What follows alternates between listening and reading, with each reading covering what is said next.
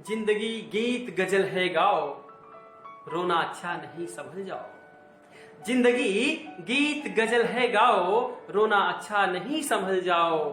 प्यार के बीज धरा पर बोकर हर जगह प्यार का फसल पाओ, हर जगह प्यार का फसल पाओ। नमस्कार, मैं पंकज तिवारी, काव्य सृजन दिल्ली इकाई के इस ऑनलाइन कवि सम्मेलन के पहले एपिसोड में आप सभी का हार्दिक स्वागत एवं अभिनंदन करते हैं। और इस कार्यक्रम के पहले एपिसोड में हम आप सभी के समक्ष 3 कवियों को लेकर आए हैं और 3 ऐसे कवि हैं जो आज के समय किसी नाम के मोहताज नहीं, परिचय के मोहताज नहीं हैं। और उस श्रृंखला में हमारे बीच पधारे हुए पहले कवि के रूप में, जो कवि के साथ साथ एक बहुत बड़े चित्रकार भी हैं, उनको मैं आपके समझ लाता हूं। उनका नाम है अमित कल्ला। अमित कल्ला साहब अमेरिका, सिंगापुर, ऑस्ट्रेलिया जैसे अंतरराष्ट्रीय स्तर पर अपने चित्रों से लोहा मनवा चुके हैं और साथ ही साथ राष्ट्रीय स्तर पर भी लगभग 15 से अधिक एकल प्रदर्शनियां और 50 के आसपास सामूहिक प्रदर्शनी से वो देश में एक ख्यातनाम आर्टिस्ट के रूप में जाने जाते हैं।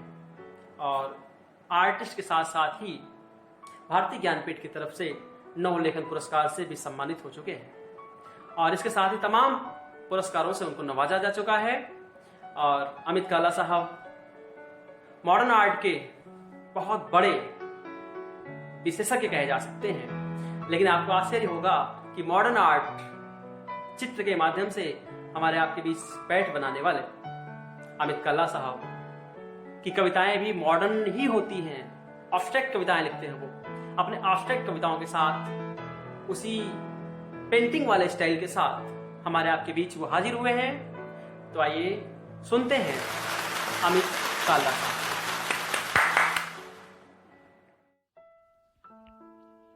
ये कुछ एब्स्ट्रैक्ट कविताएं हैं, अमूर्तन कविताएं।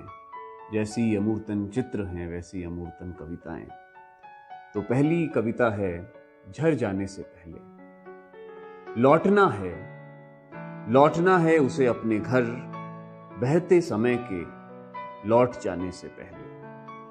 लौटना है उसे अपने घर, बहते समय के लौट जाने से पहले।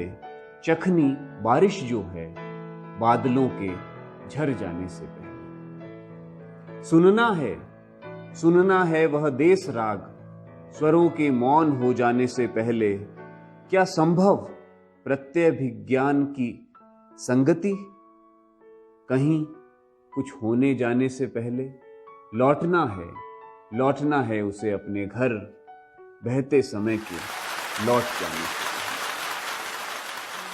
एक बहुत ही डिफरेंट कविता है, बहुत ही अलग किस्म की कविता है। इसका शीर्षक है एक मृत्यु ईश्वर। एक पत्ती वृक्ष, एक बूंद सागर, एक चिंगारी आग, एक सितारा रात, एक आकाश अनंत, एक शब्द मौन, एक मृत्यु ईश्वर। एक पत्ती वृक्ष, एक बूंद सागर, एक चिंगारी आग, एक रात, एक सितारा रात, एक आकाश अनंत, एक शब्द मौन, एक मृत्यु ईश्वर। पृथ्वी, बादलों के बीच से वह पृथ्वी को देखता है। बादलों के बीच से वह पृथ्वी को देखता है। पृथ्वी कितने ही सूर्य वापस लौटा, कह देती यहां हर पर्वत में एक सूर्य रहता है। बादलों के बीच से वह पृथ्वी को देखता है। पृथ्वी कितने ही सूर्य वापस लौटा, कहती यहां हर पर्वत में एक सूर्य रहता है।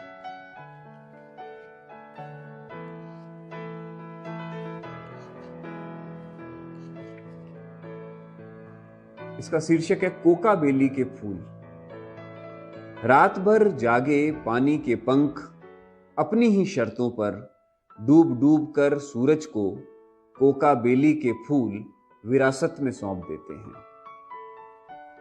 हल से खींची रेखा, आकाश की बिंदिया और पर्वत की जड़ अपनी ही चादर उलट पुलट कर जैसे तैसे आड़ी तिरछी ध्वजाओं से गाढ़े रंग के आगमन का मार्ग सजाती है। कोई ऋषि धुआं भरे कमंडल से उनके खिलने के दस्तखतों को बहाकर शब्द की हवा देता है। रात भर जागे पानी के पंख अपनी ही शर्तों पर डूब डूब कर सूरज को कोका बेली के फूल विरासत में सौंपते। इसी की एक दूसरी कविता है। चांद की पैनी नोक ताकते उभरते हैं अपनी कायाओं से, थक कर फिर एक बार खिलने को कोका बेली के फूल। अभी आप सुन रहे थे अमित काल्ला साहब को। अमित काल्ला राजस्थान की धरती से आते हैं और उनकी रचना उनके चित्रों की भांति एब्स्ट्रैक्ट है। निश्चित रूप से आप सबको पसंद आई होगी। अमित काल्ला साहब को बहुत बहुत धन्यवाद श्रेष्ठ रचनाओं के लिए।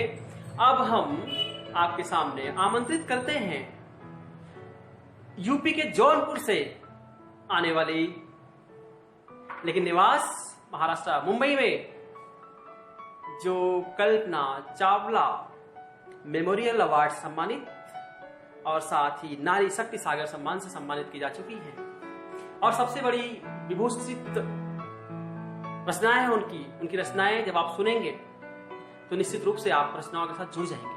पहली बार जब मैंने उनको सुना तो रचनाओं से जुड़े बिना नहीं रह सका और वही रचना जब इनकी रचना मैं पहली बार सुना था उसी रचना को मैं आपके समक्ष उन्हीं की आवाज में रखने जा रहा हूं। ऐसी कवित्री, ऐसी अपने कविताओं के साथ श्रोताओं के दिलों पर राज करने वाली कवित्री प्रज्ञा आनंद राय जी को हम आप सभी के सामने बुलाते हैं और जोरदार तालियों के साथ आप उनका स्वागत करें।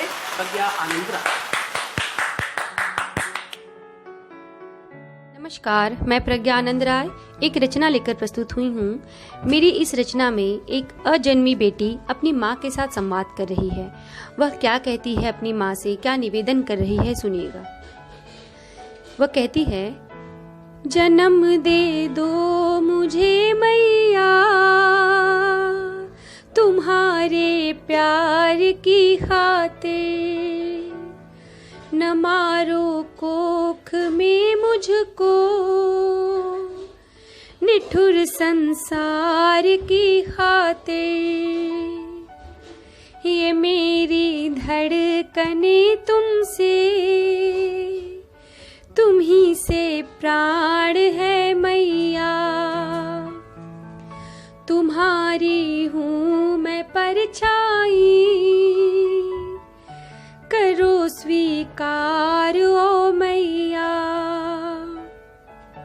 मैं हिस्सा हूँ तेरे तन का, समझ बेकार ना मैया। तेरी दहरी का दीपक हूँ, तेरे आंगन की हूँ चिड़िया। निरर्थक क्यों समझता है मुझे संसार ओ मैया। करूँगी मैं सदा रोशन तेरा घर द्वार ओ मैया। ये तू भी जानती है माँ कि माँ बनती यही बिटिया। जन्म ना ले जगत जननी तो तो क्या आधार जीवन का, अभी देखा है अंधेरा, दिखा संसार ओ मैया, मेरे दिल को धड़कने का तू दे अधिकार ओ मैया। एक माँ अपनी बेटी को जन्म देना चाहती है, पर फिर भी वो अपने बेटी के प्रश्नों का उत्तर किस तरह से दे रही है, सुनिएगा। जन्म कैसे तुझे दे दूं, दू कैसे प्यार ओ बिटिया, यहाँ पग पग अंधेरा है, नहीं उजियार ओ बिटिया, यहाँ इंसान के तन में छिपे कुछ जानवर बैठे, तेरा तन नोच खाने को वो है तैयार ओ बिटिया, यहाँ डोली की कीमत है, हर एक फेरों का है सौदा, यहाँ शादी का बंधन भी महज व्यापार है बिटिया, बड़ा संघर्ष जीवन में दुखों का सार है दुनिया, जन्म कैसे तुझे दे दूं, दू कैसे प्यार ओ बिटिया। बेटी कहती है माँ मुझे जन्म दो, वह क्या कहती है सुनिएगा। भले रास्ते कठिन होंगे, जो तू संग है तो क्या गम है, बिछे हों शूल राहों में, गगन से आग भी बरसे, तेरा चेहरा जो देखूंगी, मुझे कोई दर्द ना होगा, गले तुझको लगा लूंगी, मैं सारे गम भुला दूंगी, मेरी उंगली पकड़ ले तू, लगा दे पार ओ मैया, मैं हूँ तेरी ही परछाई, तू कर स्वीकार ओ मैया। बहुत बहुत धन्यवाद। समाज में बच्चियों को लेकर के, बच्चियों के जन्म को लेकर के किस तरीके से असमानताएं, विषमताएं फैली हुई हैं, उसका जीता जागता उदाहरण आप लोगों ने देख लिया। प्रज्ञा आनंद राय जैसे होनहार कवित्री के कविता में समाज के ऐसे वर्ग जो आज भी बच्ची के जन्म को अभिशाप मानते हैं, इस संवाद के माध्यम से जरूर वो जागरूक होंगे। और प्रज्ञा आनंद राय जी को बहुत बहुत हार्दिक आभार, हार्दिक धन्यवाद कि उन्होंने हमारे आपके बीच इतनी सुंदर प्रस्तुति रखी, समाज को जागरूक करने वाली प्रस्तुति रखी। और अब हम बुलाते हैं ऐसे रचनाकार से आपका परिचय करवाते हैं जो जिनको आप आए दिन लगातार सुनते रहते हैं। रामायण, जय श्री कृष्णा, शनिदेव, बजरंगबली, पोरस, राधा कृष्ण, सिया के राम जैसे तमाम मेगा सीरियल्स, 45 मेगा सीरियल्स में अपने गानों के साथ अपनी उपस्थिति दर्ज करा चुके शेखर अस्तित्व सर। शेखर अस्तित्व सर का एक गीत जो बहुत ही प्रचलित हुआ, लोगों के जुबान पर है, संजू फिल्म का वो गीत कर हर मैदान फतह। कर हर मैदान फतह उनकी पहचान बन गई। तो आइए कर हर मैदान फतह के गीतकार शेखर अस्तित्व सर को 14 तालियों के साथ स्वागत करते हुए उनको सुनते हैं। आए शेखर अस्तित्व साहब, स्वागत है। आंकड़ों को नचा लिया होगा और फाइलों से बचा लिया होगा कि रोटियां थाल तक नहीं पहुंची, रास्तों ने तीर थे कमान हो गए। बेटी मेरे बच्चों का तीर थे कमान हो गए, तो कैसे बेजुबान हो गए सिर्फ एक पान के लिए। अब लोग पीकदान हो गए, तीर थे कमान हो गए कि चलते फिरते धड़ बचे हो सिर कहाँ पे रख दिया, और मुख बिरी की रोटियों से आत्मा को ढक दिया। भीख में हंसी मिली तो झोलियों में ढल गए, वो भाप के जुलूस कैसे बर्फ में बदल गए। मुट्ठियां प्रणाम हो गई, मुट्ठियां प्रणाम हो गई और हौसले थकान हो गए। अगला मन देखिएगा कि भोगियों से रेंगती उधार जिंदगी भी क्या, खुद से शर्मसार तार तार जिंदगी भी क्या। रुक गए सहम गए ठिठक के कुछ घिसट गए, रुक गए सहम गए ठिठक के कुछ घिसट गए।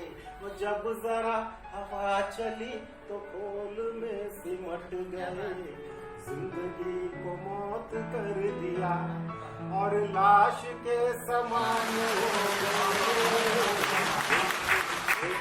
और अंतिम कि जड़ से क्या छुपा रहे हो जानती है हर कली, जड़ से क्या छुपा रहे हो जानती है हर कली।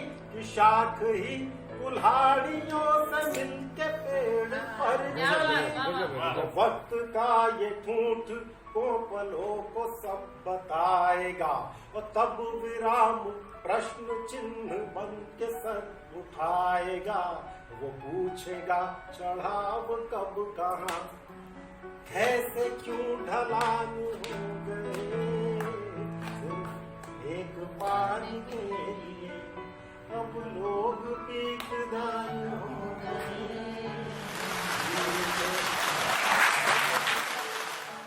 अभी आप सुन रहे थे शेखर अस्तित्व साहब, कर हर मैदान फतह के गीतकार शेखर अस्तित्व साहब को सुन रहे थे आप। और आशा है कि काव्य सृजन दिल्ली इकाई के इस ऑनलाइन कवि सम्मेलन का पहला एपिसोड आप सबको पसंद आया होगा। जल्द ही कुछ नए रचनाकारों के साथ आपके सामने फिर हाजिर होंगे। तब तक के लिए आप हमें इजाजत दें, और हाँ भूलिएगा नहीं, आपका कमेंट, आपका विचार, आपका लाइक और सब्सक्राइब हमारे लिए टॉनिक के सिरप का काम करता है। तो आप हमको, हमारे सीरियल को, हमारे परिवार को टॉनिक देना ना भूलें।